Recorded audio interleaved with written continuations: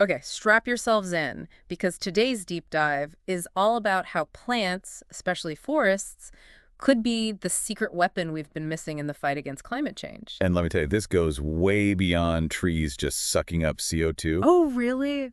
Now you've got my attention. Picture this. For millions of years before we even had the Industrial Revolution, the Earth had its own natural cooling system. Seriously, like a built-in AC unit for the planet. I'm listening. It all comes down to plants and how they affect the water cycle. Okay, how so? Well, there's this process called evapotranspiration, and stick with me here. This influences something called latent heat transfer.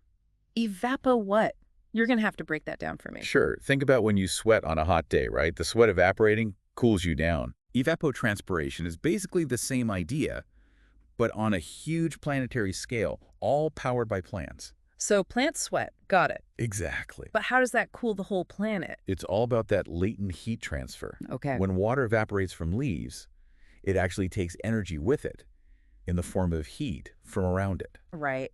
That's the latent heat we're talking about. Okay. This water vapor now is carrying all that stored heat. It goes up into the atmosphere and eventually forms clouds. Okay. And high up in the atmosphere, the water vapor condenses, it turns back into liquid, and releases that stored heat out into space. So it's like plants are these giant natural air conditioners. Exactly. And the best example of this is probably the Amazon rainforest. Right. Makes sense. Talk about a natural cooling system that's working overtime. Okay, so the Amazon's like one massive leafy air conditioner. Pretty much. But I heard there's even more to it than just this sweating effect, right? Weird. What else is there? We found some really cool research about how forests cool the earth, and it turns out they actually have 7 different ways they can do it. 7 ways. Wow. Okay, absorbing CO2 is just the start then, it sounds like. Yeah, just the tip of the iceberg, really. Okay, now I need to hear about these 7 ways. All right, well, so besides being these giant carbon sponges, forests can also affect temperature through things like albedo. Albedo, okay. Yeah, which is basically how much sunlight they reflect back into space. Right, right. They also create their own microclimates, release cooling aerosols, even affect wind patterns. It's pretty amazing. Wow, so it's like they have this whole toolkit of ways to cool things down. Exactly. But one of the coolest things, and what we're really going to focus on today, is this sweating effect, evapotranspiration. Right, right. But it gets even more interesting because it's not just a local thing. It can actually impact rainfall patterns. Really? Hundreds, even thousands of miles away. Wow. Through something called the biotic pump. Okay, the biotic pump. Now that sounds like something out of a sci-fi movie. How does that even work? Imagine this. All those trees in the Amazon. Trillions of them. Releasing water vapor. Right. It's like they're creating their own weather system. Wow. This water vapor rises, condenses, forms clouds, right? But here's the thing. That condensation process, it actually creates an area of low pressure. Okay. And what happens when there's low pressure? Things get sucked in like a straw. Precisely. That low pressure is like a giant straw pulling in more moist air from the ocean. Wow. So you get this constant flow of moisture being pulled inland, all thanks to the forest. So the Amazon's basically pulling in its own rain clouds, like some giant green rain dance. That's a great way to put it.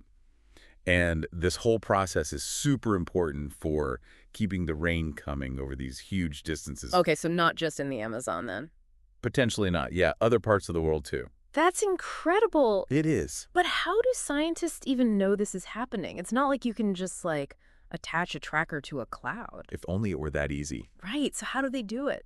Well, scientists are a clever bunch. That they are. They've done studies using isotopes, which are kind of like little chemical fingerprints, to track where water goes. So by analyzing rainwater, they can actually tell where that water originally came from. So they're like water detectives. Exactly.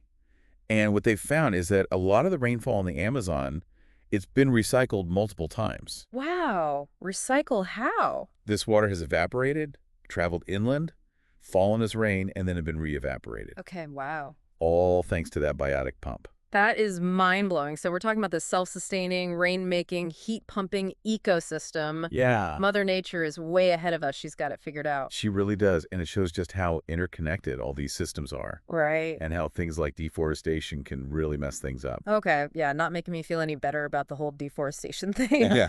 But you mentioned earlier something about historical evidence for this whole forest cooling power. I'd love to hear more about that. Oh, right. You remember that time Europe went through that mini ice age back in the 17th, 18th century? centuries Oh, yeah, yeah. when Londoners were ice skating on the Thames. Yeah, that's some serious cold. No kidding. And while there were probably a lot of things that caused it, Right. some recent research says that massive reforestation in the Americas might have actually played a big part.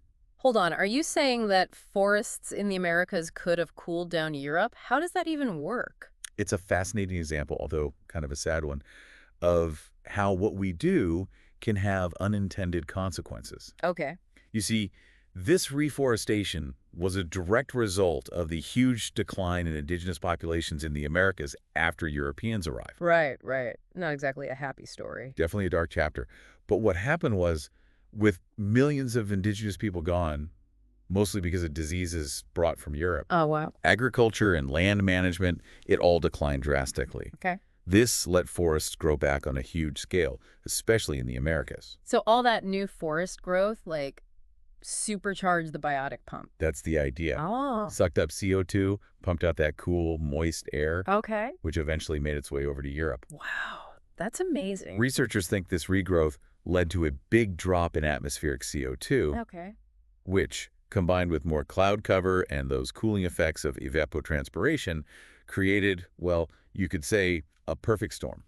Wow. So a measurable impact on the global climate, all because forests were bouncing back. Yep. Mother Nature really does have a way of restoring balance, huh? For sure. And while obviously we'd never want such a tragic thing to happen to make forests grow back, it does show just how powerful they are Yeah, for absolutely. regulating our climate. Okay, so we've got historical evidence, we've got the science of evapotranspiration, Right. but this biotic pump idea, is it really as amazing as it sounds?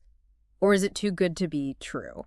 I get the skepticism, but the cool thing about science is it can actually test even the wildest ideas. Right. And with the biotic pump, they've done experiments to prove it's not just, a bunch of hot air. Okay, now I have to ask, how do you even recreate a biotic pump in a lab? Well, you can't exactly build an entire rainforest in a lab, Right, at least not yet. right. But what they did was they designed experiments with these enclosed chambers Okay. where they could perfectly control temperature and humidity. So like a little mini Amazon in a box? Kind of. They basically made mini atmospheres. Interesting. And by making condensation happen inside these chambers, they could measure how the air flowed. Okay, and what happened? Well, the change in air pressure from the condensation Yeah. was strong enough to actually pull in air from outside the chamber. Wow, so it really does work like a pump.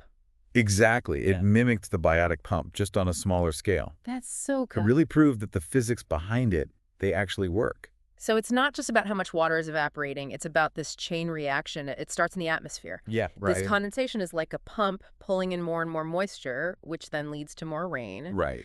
It's a self-sustaining cycle as long as you've got healthy forests there to power it. Exactly. It's all connected. And it shows how powerful forests could be, not just for fighting climate change, Right.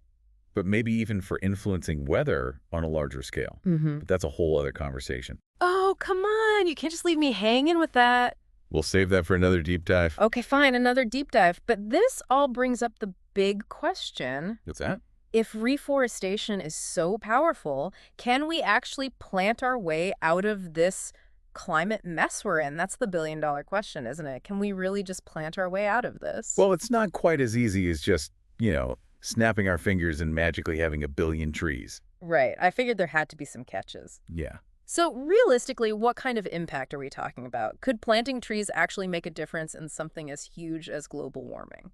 Well, check this out. Some studies say that the cooling effect of a fully restored, thriving Amazon rainforest could actually offset the warming from everything we're doing globally. Wait, are you serious? You're saying if we could just rewind the clock, get the Amazon back to how it used to be, we could actually, cancel out all the extra heat we're making? It's possible. In theory, yeah, but it's not that straightforward. Mm. Even if we could reforest on a massive scale, we still have to, cut way back on fossil fuels. It's not an either or. Right. Address the root problem, not just cover it up. But it's still, incredibly hopeful to know that forests have that much power. It's like a reset button, at least partly. Absolutely. And it's not just about the Amazon either. There's so much potential for reforestation all over the world. So where do we even start? If we're talking about reforestation on a scale that actually matters, we need a plan. not just a bunch of people with shovels. You're totally right. It's not just about randomly planting trees everywhere. You're You right. got to be smart about it. So, strategy time. What are the big things we need to be thinking about? First things first, we've got to focus on the areas that have already been deforested, bring them back. Okay. And I'm bringing back native forests, not just whatever's easiest or cheapest. We need biodiversity here. So it's about quality over quantity. Makes sense. Like a monoculture plantation isn't going to do much, right? Exactly. Diverse forests are tougher, they support way more species, and they're just way better at all that cooling and water cycle magic we've been talking about. Right. Got to get the A-team of ecosystems out there. Exactly. And then, besides fixing what we've already messed up, we can also look for areas around the world that are good for, like, large-scale reforestation. Okay. This takes some serious planning, though. Of course. You can think about climate, the soil, and, of course, the people who live there. Right, of course. Yeah. I imagine there are places where, desertification has taken over, Right. and trying to bring back forests seems, I don't know, impossible almost. Can we really fix that kind of damage? It's a huge challenge, for sure, but not impossible. There's actually some awesome work being done with something called accelerated ecosystem restoration. Okay. What's that? These techniques, they focus on like jump-starting natural processes to help those messed up landscapes recover faster. So it's like we're giving Mother Nature a boost, like a Yeah. defibrillator for the environment. That's a good way to put it. Hmm. We're basically figuring out how these ecosystems work and then working with nature to speed things up. It's really cool stuff. It sounds really promising, but I have to ask about the logistics. Yeah. Doing this on such a large scale seems like it would take a crazy amount of effort, not to mention money. You're not wrong. It's definitely not something one country or even one organization can handle alone. Right. It needs global teamwork, serious investment, and maybe most importantly, a change in how we see things. So it's not just about, like, saving the planet for our kids and grandkids. It's about saving ourselves right now. Yeah. Exactly. We can't keep thinking we're separate from nature. Right. Our well-being is tied to how healthy the planet is. And the amazing thing is, Yeah. reforestation doesn't just help with climate change. There are tons of other benefits, too. Okay, convince me. What else does reforestation do? Well, for starters, it helps bring back biodiversity, cleans up our water, stops soil erosion, and it creates jobs. Oh, wow. Okay. It can even make us healthier just by having more green spaces around. Right. Right. It's a win-win. It does sound like we have a lot to gain just from letting nature do its thing. I think so. We've learned so much today about plants and their incredible ability to fight climate change. Yeah, they're pretty amazing. It really makes you wonder what other amazing things they can do. Definitely.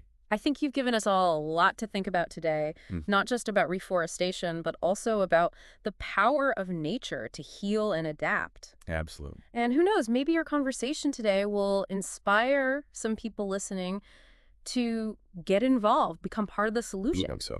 Because every tree we plant, every ecosystem we can bring back, it all gets us closer to a healthier planet, a healthier future. Couldn't agree more. And on that note, we'll wrap up this deep dive into the incredible world of plants and their awesome ability to combat climate change. Keep those questions coming, stay curious, and remember, even small actions can make a big difference. Here's to a greener and healthier future. Cheers to that.